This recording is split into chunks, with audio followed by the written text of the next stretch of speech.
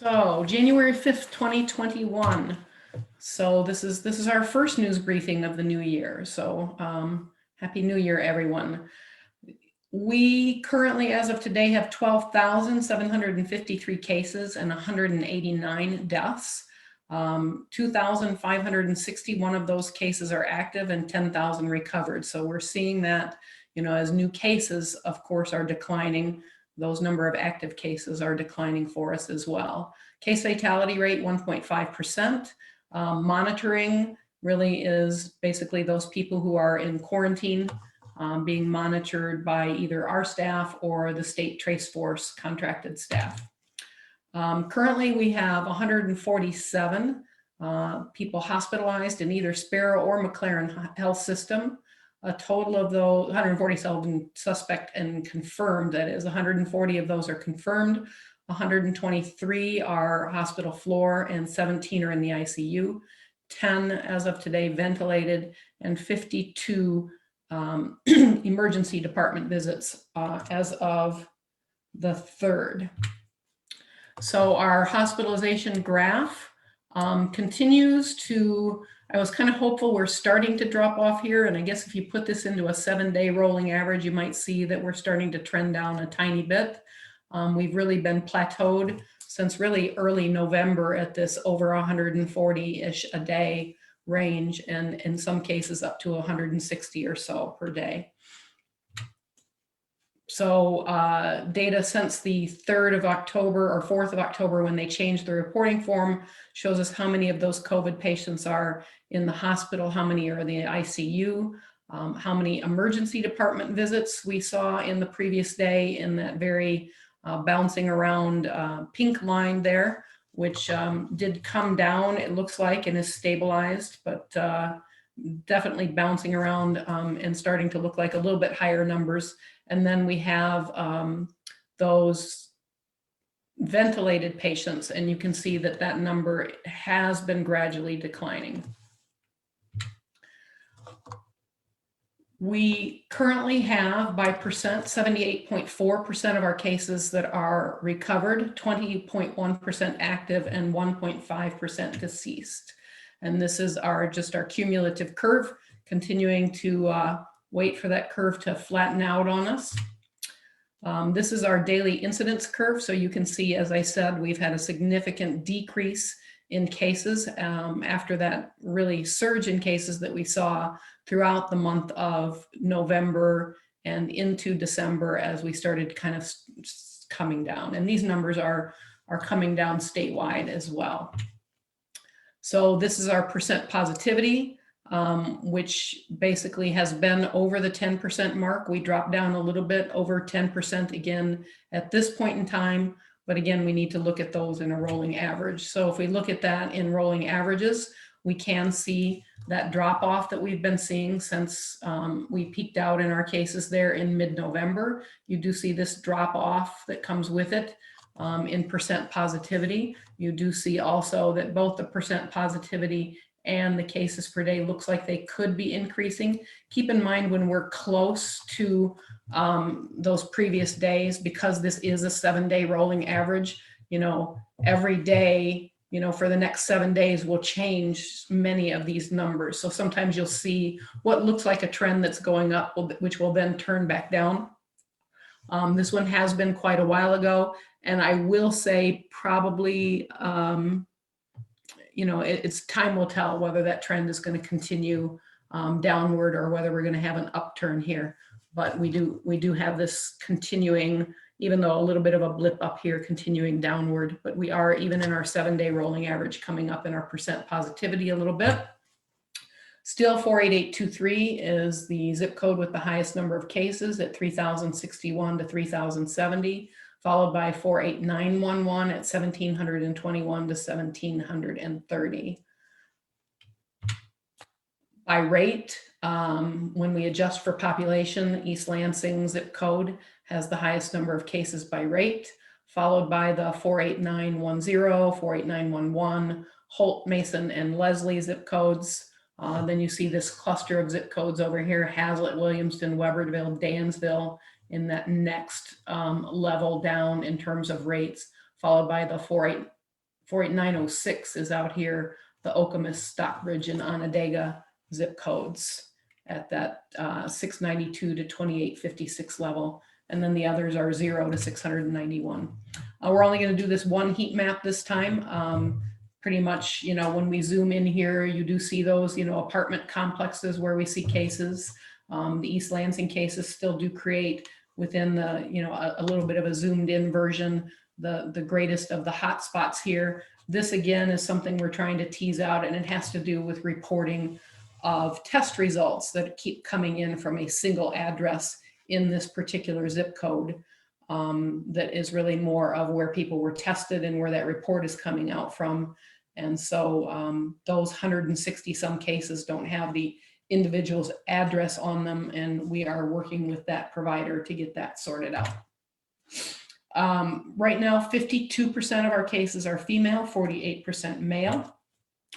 And by age groups, we are at, you know, really the 10 to 19, 30 to 39, up to the 50 to 59 age groups, really kind of in there in that 11 to 14%, still seeing 31% in the 20 to 29 age group, and then tapering down on either end.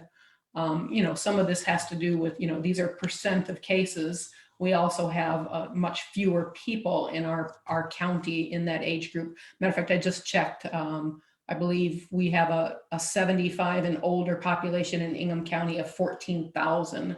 So obviously, as a representation of total number of cases, when you start to get into those older age groups, they are also very underrepresented in our population. 60% of our cases Caucasian, 12% African American or Black, 4% Asian. I've talked to you about this other, a lot of these are Latinos who don't identify as either Caucasian or Black. And then we do still have 9% unknown. When we look at those by rate, we still do see that disparity in rate between our Caucasian and our African American population. And we no longer see that increase in the Asian population over our Caucasian population. Although, as you know, we could drill down into probably zip code demographics, and that might be different based on what zip code you're in, because we all remember that when we were in 48911, that was predominantly an Asian population that was driving case rates there. And we had a significant rate difference between Caucasians and the Asian population in that particular zip code. This is a county-wide demographic. By ethnicity, 74.4% are not Hispanic or Latino, and 8.4% are Hispanic or Latino. So we do still also see that disproportionate burden of illness between our Hispanic and Latino population at 4656 and our non-Hispanic population at 3,519. Our deaths by age are 2.1% are below the age of 40, 1.6% between 40 and 49, 6.3% 50 to 59, 14.8% 60 to 69, and then the two age groups that carry the largest burden of death are the 70 to 79, and then in particular the over 80 age group, now at 41.3% of our deaths. Deaths skew a little differently by sex, where we have 55.6% of our deaths are male and 44.4% female. By race, we are 72% Caucasian, 18.5% African American, 4.8% unknown, 2.6% other, and 2.1% Asian. By ethnicity, 87.3% not Hispanic or Latino, and 7.9% Hispanic or Latino. Deaths by zip code, still 48823 with the highest number of deaths at 40, followed by 48911 at 34. Keep in mind that there are about double the number of cases, not quite double the number of cases in 48823 compared to 48911. And then we do see a significant death rate coming up in 48910 now with 22, 48854 with 18. When we look at our death rate by population, we're at 58.5 compared to 80.5. So that number is showing that disproportionate burden of death that is really similar to the same rate difference that we see in illness. So our disproportionate, we do see that disproportionate burden of illness and death. We are at about 1.3, 1.4 fold difference here in Ingham County. I think nationally that number is about 2.8, and in the state is it's about twofold. So we continue to work on outreach and communication with our African American Black population or other people of color to stress the importance of safety measures, and of course now working towards getting everyone vaccinated as vaccine becomes available. Whoops. Deaths by month, we did start seeing that increase in deaths after the lull over the summer, just a little bit in September and October, but then significantly increased in October to 23, 48 in November, and 66 in the month of December. 2 so far in the month of January. When we look at those by week, you know, if I take that last 4 weeks, not including this week, I think we're looking at about 15 to 16 deaths per week at this point in time, if you average those last 4 weeks numbers together. So we did have obviously a serious spike up in deaths. We really don't know right now whether that is starting to drop off because we are too early in this week to tell, but certainly in these weeks preceding this week, you know, we're not seeing those numbers start to go down significantly at this point in time. And that is the end of data. Thank you, Linda. First, we have Kyle Kaminsky. Hi, Linda. How's it going? Good, Kyle. How are you? Not bad. I just read a report in Bridge, Michigan, in which you said that nearly a third of those who are eligible for the vaccine have declined it. I wanted to hear how those numbers are looking now and really what's being done to address that. So let me be clear. It's more like about 60% that are in surveys saying that they will get the vaccine, which includes our survey amongst our staff. So declining is somewhere in that 30 to 40% range. I don't have specific numbers when I go outside of my own department.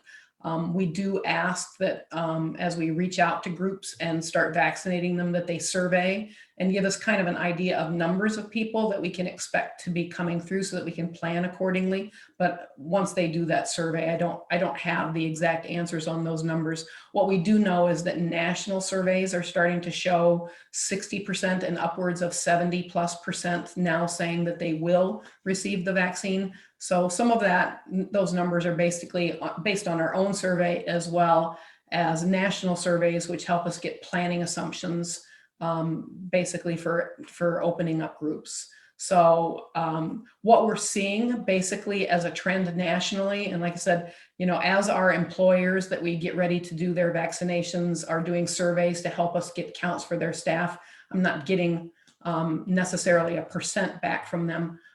We are seeing just this, as we're seeing nationally, this gradual increase from what at one point in time was about 50% of people who said that they would get the vaccine. So those numbers are trending up.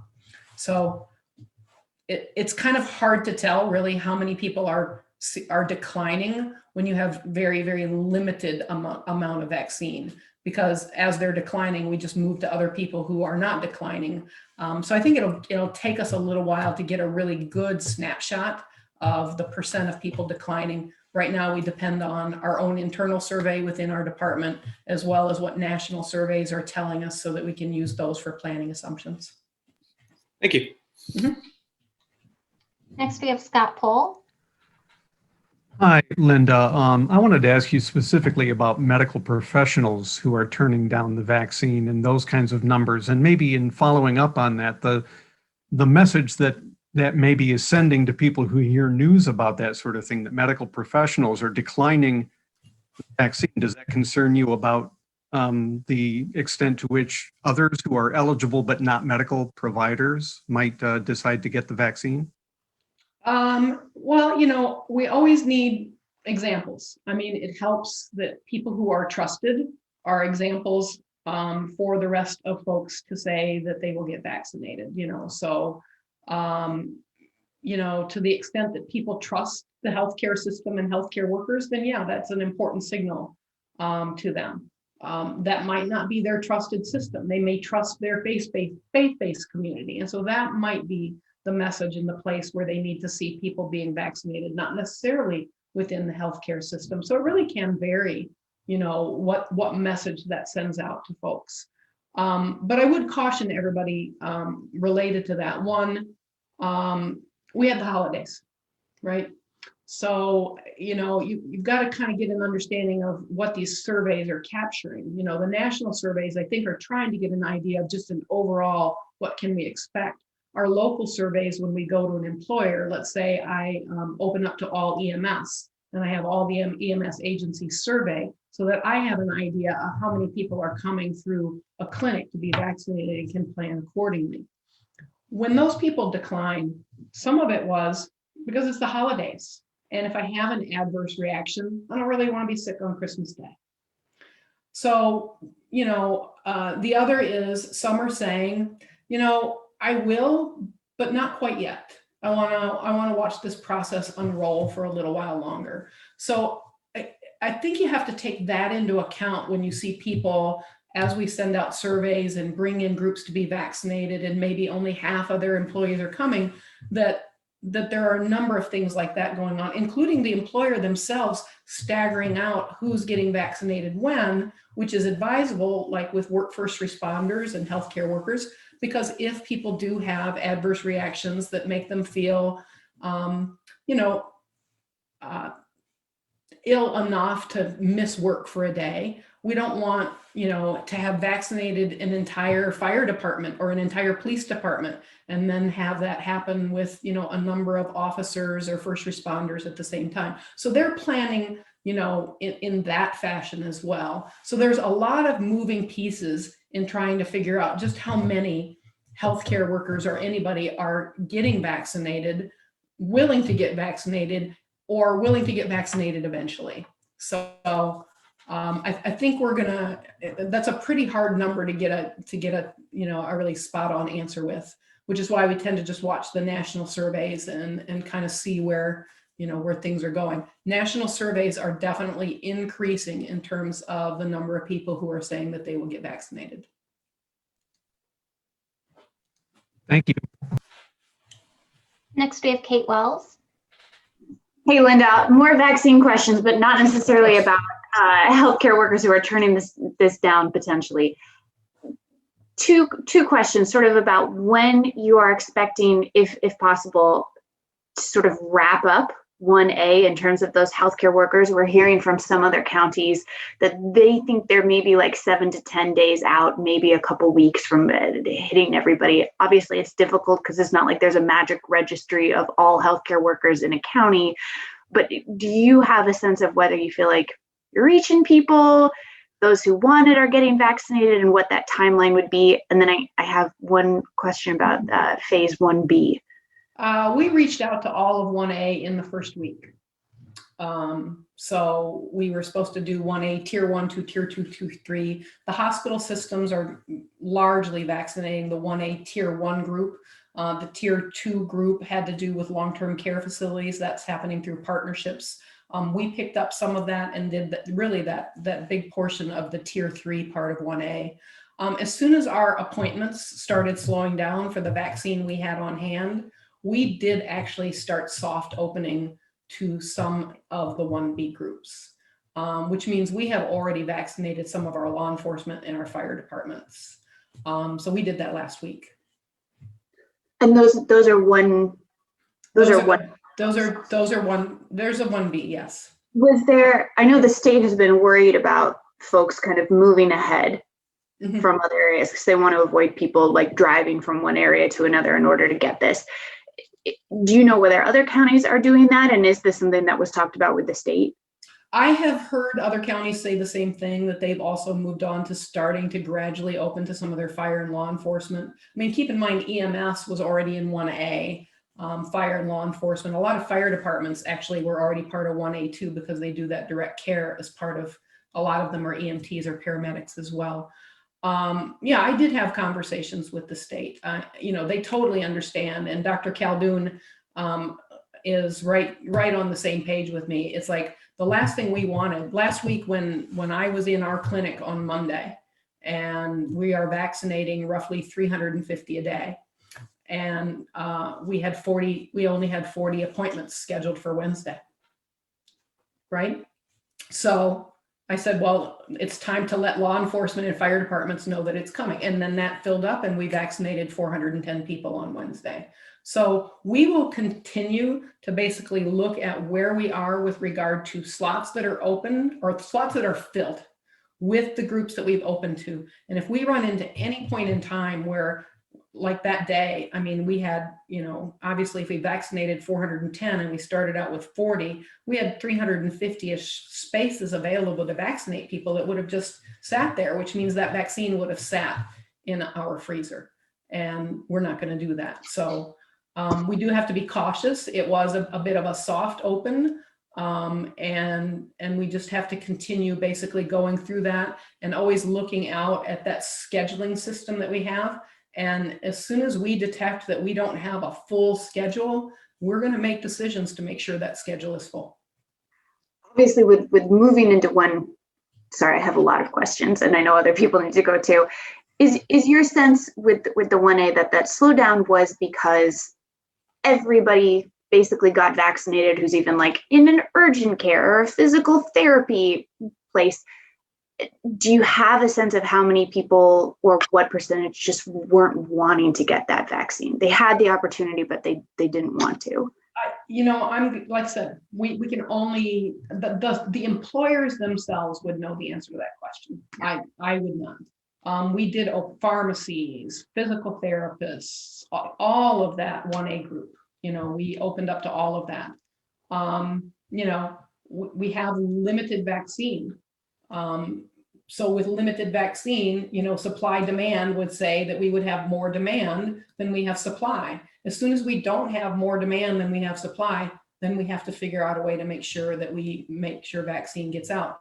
So I would say that we got a real good bulk of them and that the rest of them are probably just pacing out because they continue to come through. I saw a friend of mine that works at a surgery center. She's a nurse at a surgery center, come through yesterday. So, she's part of the 1A group. We're still vaccinating 1A. That's just gone down to a pace that doesn't necessarily keep us with, at this point in time, essentially 350 appointments to do about 1,000 vaccines a week in that 3-day period. So that's kind of where we are with that. So we start running, and I've talked to the state about this too. I actually had a nice conversation with Dr. Caldoun on the phone last night, about the fact that these phases are going to be fluid and that sometimes they're going to be going in a parallel tracks and things like that. So this is really to be expected, and it's going to vary some by communities. And you're right, we don't want to get too far ahead to where we create a real, a real issue in the community. And even when we opened up all of 1A,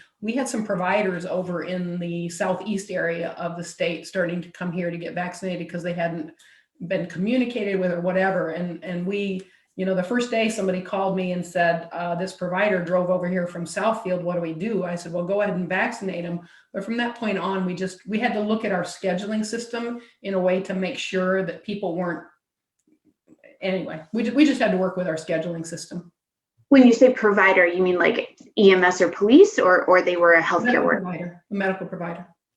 Oh, a medical provider, and they drove. Okay, gotcha. Because maybe you guys had more openings. Got it. I'm so sorry. Can I ask one last 1B question? I've had like 5 here. Every county is doing this a little bit differently, but as you start to move into 1B, everybody wants to know, like, do I need to get on a list? How am I gonna get contacted? Is my doctor gonna call me? And these poor doctors' offices are just like bombarded and they don't know. What is Ingham County soft plan? That, if we had all the magic answers that we know, one reason that people haven't heard that and don't know that is right now we're vaccinating in a way that all we have to do is reach out to the employers, right? So, your emergency plans and your emergency operations centers and all that emergency management stuff means we have lists. We have lists of all law enforcement, fire agencies, lists of all EMSs, all pharmacies, all schools, blast fax numbers, contact numbers. So when we get ready to open groups where it's not more of a general public, we really work more within the networks of the people that work in those fields and their employers in order to get the word out, get a scheduling link to them, get them registered and get in. When it goes more public, we'll still be working with, having on our website and other ways to communicate that there's a registration process and a scheduling link. As I thanked all of you on New Year's Eve for being the fabulous, or New Year's, just before New Year's Eve, I should say, for being the fabulous partners that you are.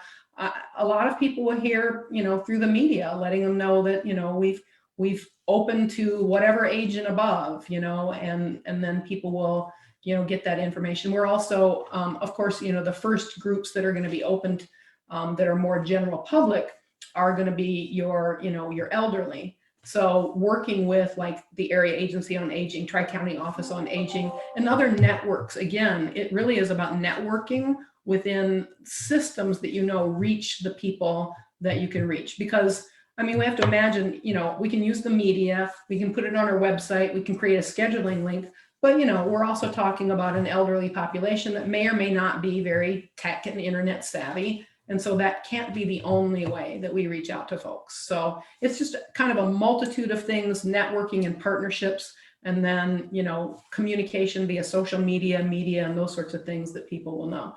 Right now, we do not have vaccine getting distributed into provider offices. They're getting enrolled and they're getting ready, but vaccine is going to health systems, health departments, and pharmacies that have been contracted with the state to vaccinate long-term care facilities, both residents and employees. So at this point in time, you could call your provider office all they want, they just don't have vaccine yet. Now, once the health systems have vaccinated all their hospital workers, as we know, their practices are connected to their health systems. I don't know whether they will start, how they will start to move forward with their vaccination processes as that happens, because they're getting their own vaccine and their vaccination process is being run by them. So I know my vaccination process, but it is going to be a while before it's at provider offices. So you're going to see health departments, pharmacies, our health systems vaccinating and scheduling in vaccination clinics. So that's the best answer I have for that right now. Thank you. Dave Eggert, do you still have a question? I saw you raise your hand and then lower it. Yeah, thanks. Sorry about that. I just wanted to ask Linda to make sure I heard that correctly. Did you say that even in your own survey of your health department staff that 40% are declining the vaccine? I think Amanda actually helped with that survey. I'm remembering we got up to about 60-some%. Yes, we did a pre and post survey. We did an employee education panel. It was just an internal presentation for our employees, and we surveyed everyone both before and after. In our survey before, and this was in early December before the EUA, I think we got an average of 59 with the likelihood of staff getting the vaccine from 0 to 100. In the post survey, we had a significantly lower response rate, but that I think went up to about 80 or so. If you like, after our media briefing, I can email you with some more solid numbers. I can't say that the survey is necessarily robust in terms of methods. It's an informal employee survey, but I can share that information with you. Yeah, again, it was us trying to get, an idea of, planning and where we were with phases. But I will say that, I think people look and say, oh, even the health department or even healthcare workers, we're diverse too. We're diverse. We have employees that do all kinds of different things. We have employees from all different cultures and all different spectrums, as do healthcare systems. And so, we're not a homogenous group that, that is all on the same page with everything either. I mean, there are provider offices that believe in alternative vaccine schedules, which we of course do not promote. So within the the vaccine hesitancy movement. There's the people that just don't vaccinate. And then there are others that just want that schedule to be different. They think it's all too crammed together. And so they space it out over time. And there are providers that actually believe that and support that, which is not supported by anything public health. So I just think that you can't just assume that the entire medical system, healthcare system is going to be 100% when the country at large is 50 to 60%. You'd expect for it to be a little higher, and it is a little higher, but you also need to understand that, like, we have employees that do everything from, provide care, direct care to patients as providers, to, administrative support staff, people who go to and do home visits, facility people, accounting people. We are, a very diverse group of people when it comes to, our staff. We are not all healthcare trained healthcare workers providing care and having been educated in, everything of the healthcare system as well. So you should expect some variation even within healthcare workers and public health departments in terms of willingness to vaccinate. Thank you. Mm-hmm. Next, we have WILX TV. Yes, hi, Linda. Hi. You mentioned that your vaccines are limited. Based on last week, you were saying that you were working to get more vaccines, and that you guys were you had vaccinated 350 plus people a day. How is that? What are those numbers looking like now? Are you receiving more vaccines? Are you still working to get more vaccines in? Well, the way the vaccine thing works is we order on Thursday and they let us know on Sunday how much they're sending, and then we get it Tuesday or Wednesday. So we're still working this week on last week's vaccine, which was the allocation that I was telling you about. I am pleased to say that I was successful in my advocacy efforts with the state. And next week we will be receiving double that amount of vaccine in Ingham County, as well as the paired 975 doses that are second doses for people that we vaccinated in the first week. So we are now at that point next week, where we're going to be giving second doses to a group of people, as well as having a doubled allocation for first doses. So we're looking next week at probably doing about 3,000 vaccines in 3 days. Okay, thank you. Go ahead, Robin Erb. Hello again, and thanks for doing this again. Two quick questions, and I think they're both pretty easy. At this point, or will there be any point where folks would have the chance to decide which vaccine they want, Pfizer, Moderna, or whatever other vaccine comes up? Or is that just you get what you get? I would guess at some point people might have some ability to decide. It may just flat out be dependent on what your provider gets. A lot of your provider offices will not end up with Pfizer vaccine because of the cold storage requirements, but some will have Moderna. So right now, our health department receives only Pfizer vaccine. So if you're getting vaccinated here, you're getting Pfizer vaccine. As they've sent out vaccine to the long-term care, to the pharmacies for the long-term care facilities, I believe that is Moderna vaccine. Okay. Just to follow up, I'm going to Kate Wells you here and give you 6 more questions. I'm kidding. One more question. If I decline, if I'm in the priority group and I decline right now, I decide I'm going to wait for a while. Can I jump back in line, or do I go to kind of a back of the line somewhere? How do I do that? Well, you only jump to the back of the line somewhere in the sense that when you decide that you want to schedule, you're going to have to look for the next available appointment. And okay, so I don't have to wait till summer, till the general public. No. Basically, once your group is opened, you are free to schedule your appointment.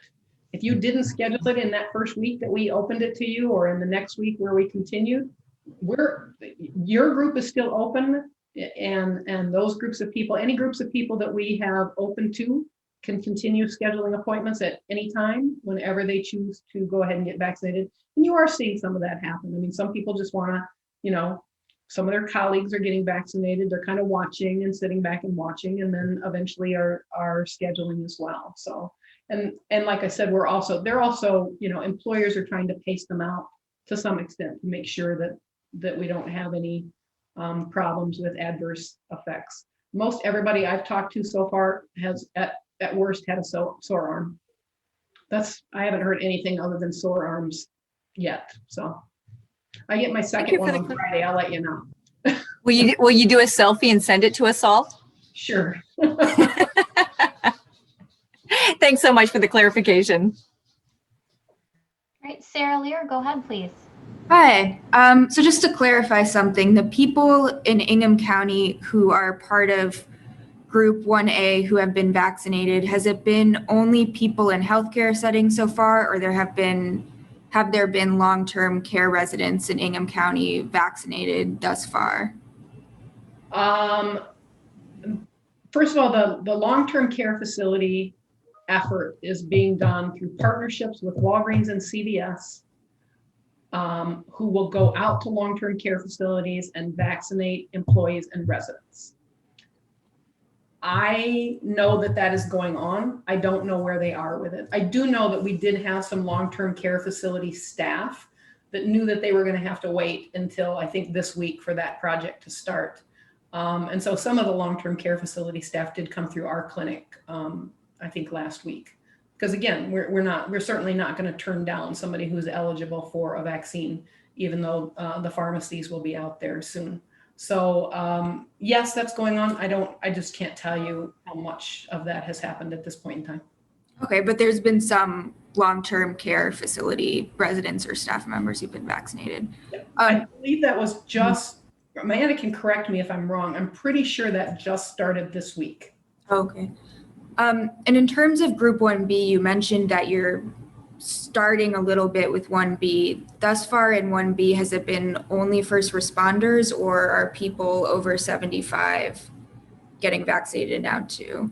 No, like I said, we had to, because we just needed a little bit to fill in. So opening up to like a 75 and over or a 65 and over group would have created some frenzies like was going on in Florida. And in terms of priorities and tier groups, we do have to get those law enforcement and fire department folks, corrections deputies, things that just couldn't function. Emergency response couldn't happen unless those people are, able to work. So they are a kind of a smaller, more compact group. We were able to reach out to them directly and make that happen. And they are at the top of the 1B list.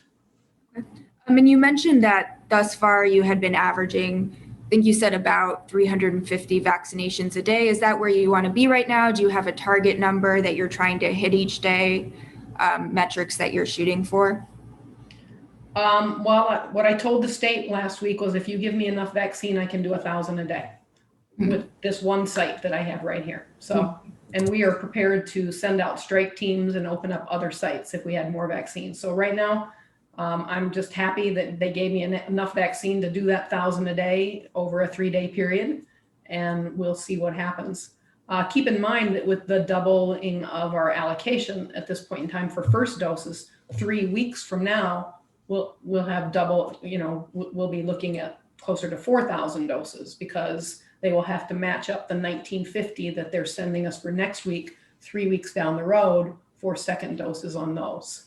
So at some point in time, we probably will be looking at more like 4,000 doses a week, and continue to just work with the state on our allocation, because so long as we are doing, a good job of getting through all of our vaccine as it comes out, then we can continue to work through with the state and continue to make sure our allocations meet not only our demand, because of course the demand is great, but our ability to vaccinate people at the pace that we're vaccinating them right now. Last question. So I just noticed the city of Lansing announced that 10 city workers would be helping with the vaccine process, doing traffic control and registration. Is that something that you're seeking? Are you seeking people, professionals or volunteers to assist? Is there a need for more workers? Is that open if people want to help? We routinely have people reaching out to us to volunteer. We have some of our retired staff volunteering. Some of my colleagues from the Michigan State University School of Nursing who have retired have reached out to volunteer. So that is happening. Most of our staffing, or the robustness of our staffing outside of our own staff, is happening from large organizations like the City of Lansing, like Lansing Urgent Care, who have stepped up and really provided an incredible amount of support. MSU, when it comes to, all of the facilities, all of the security, everything is going on with the support of MSU as well. So we will continue to put volunteers on the list. Again, the more volunteers you have, the more work you can do, the more people you can vaccinate. And again, our limiting factor is the vaccine. We are having to amp up again for next week, because we're looking next week at basically tripling what we've been doing. And I'm very confident that we can do it. But it is, we're fortunate. The City of Lansing is like, okay, we'll help you with traffic support. We have some other providers in town helping. We've got, and we have volunteers and can continue to take volunteers. So our volunteer process, I think it was Ingham County Health Department worked with, it might've been Channel 6, or maybe sent out a press release that a lot of you saw or put out, just kind of broadly asking for volunteers across the public. We haven't done that. We do a background check on people in order for them to volunteer in our clinics. So there is a little bit of a process. It doesn't take very long. It's a very short background check, but as you might guess with this whole, all of the angst and tensions around COVID altogether, we saw a pharmacist in a Wisconsin hospital intentionally spoil 500 doses of vaccine. Basically, security is also very important with regard to this process. And once your allocation doubles, are you confident that there are enough people to allocate the vaccines, that you're well staffed enough to do that? Yep. Yes. All right, next we have Jason Colthorpe. Hi, Linda. There's a report out that the state as a whole is one of the worst in administering the vaccine. And in listening to you today, it sounds like Ingham County is doing a pretty good job. Why do you think the state is struggling as a whole? And is that anything you've discussed with Dr. Caldoun? Dr. Caldoun will have a bit better of a pulse on what the accuracy of that is, and certainly, can have a conversation with her about it. But as you might imagine, she's pretty busy. So I was lucky she returned my call yesterday. I would guess that similar to, if you look at the dashboards and things like that, it'll show you that we've administered, say, a couple thousand doses in Ingham County. And that number is closer to 7,500 as of yesterday. So when we look at what is being reported that is happening in the state, I just have to wonder if those numbers are also woefully inaccurate.